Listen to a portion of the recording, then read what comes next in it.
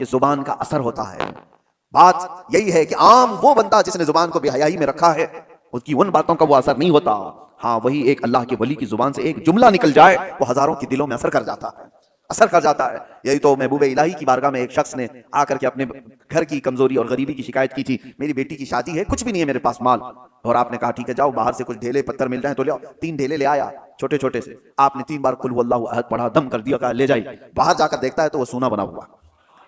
कहा इसको बेच ले और अपने घर की जो गुर्बत है उसको दूर कर, अपनी बेटी की शादी कर ले। जाहिर सी बात है, वो तो 3 टुकड़े सोने के ले गया, कंकरियां जो भी थी, शादी हो गई, सारी चीजें, लेकिन फार्मूला तो हाथ में मिला था। मट्टी को, ढेले को सोना कैसे बनाया जाता है उसने तो सामने खड़े खड़े देखा था। और उसके बाद घर में बहुत बड़े बड़े ढेले जमा कर लिया, बड़े बड़े पत्थर ला करके बैठा, और उसके बाद वही कुल हुवल्लाहु अहद पढ़ना शुरू किया। 3 बार पढ़ा, फूक मारा, 3 बार पढ़ा, फूक मारा, वो ढेला ढेला ही, वो पत्थर वैसा ही। उसने सोचा फिर क्या पढ़ा था उन्होंने, 1000 बार पढ़ लिया, वो कुछ नहीं बदला।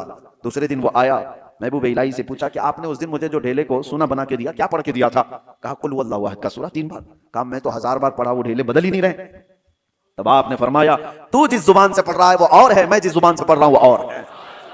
जुबान का असर होता है मेरे अजीजों। इस जुबान को जब लज्जतों से बंदा बचा लेता है, अल्लाह उस जुबान में वो असर अता करता है कि जब बंदा फिर किसी को कहे तो दिल में पार हो जाए। और जब बंदा अल्लाह की बारगाह में भी अर्ज करे तो अल्लाह उसकी जुबान की भी लाज रखता है, उसकी जुबान को बेवजन होने नहीं देता।